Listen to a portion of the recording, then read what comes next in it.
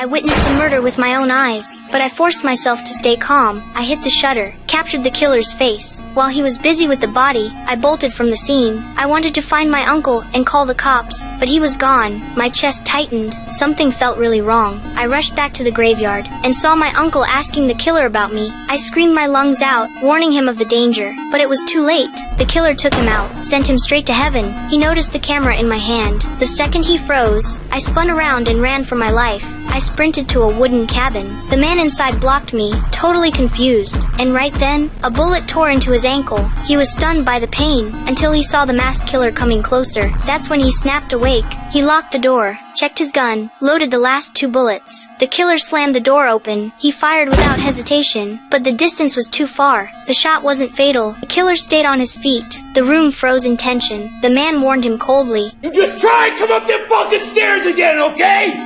I will blow your fucking head clean off! I'm getting the police on the line right now! The killer hesitated, looked like he might back off, but when the man grabbed the phone, he realized the line was dead. The killer sneered, said he'd leave if they just handed me over. The man looked at me, his eyes firm. Maybe he remembered his son, who died just days ago. He swore he'd protect me, then told me to grab the first aid kit, asked me to bring spare light bulbs, a towel, and some water. He wrapped the bulb in a towel, smashed it, and to my shock, he scattered the shards all over the stairs. What's the water for? We're drinking.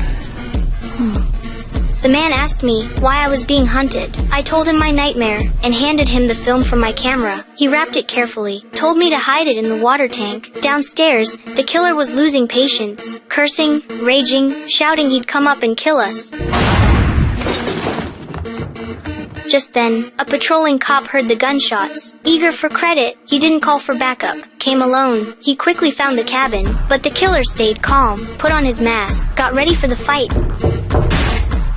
The thud echoed. The cop dropped dead in a pool of blood. Upstairs, the man reacted instantly, told me to use the chance and climb out the window, but I made a sound. The killer chased after me, bullets sprayed, until his mag clicked empty. At that moment, the half-dead cop caught his attention. The killer smirked, stole his weapon, tied him up, gun pressed to his head, forcing the man to give me up. The cop's screams filled the cabin. The man cursed the killer's cruelty, but then lied, saying he didn't care if the cop died. I knew he cared. He was worried sick inside, but all he could do was pray. Soon, the cop's body was dumped outside, but strangely, the killer made no move. The man guessed he was scared backup might arrive. Maybe he'd left. Still, to be safe, he told me to hide in the bathroom, then carefully went downstairs. The first floor was empty. No sign of the killer. The man let out a breath, but his foot hit a boot, and instantly he knew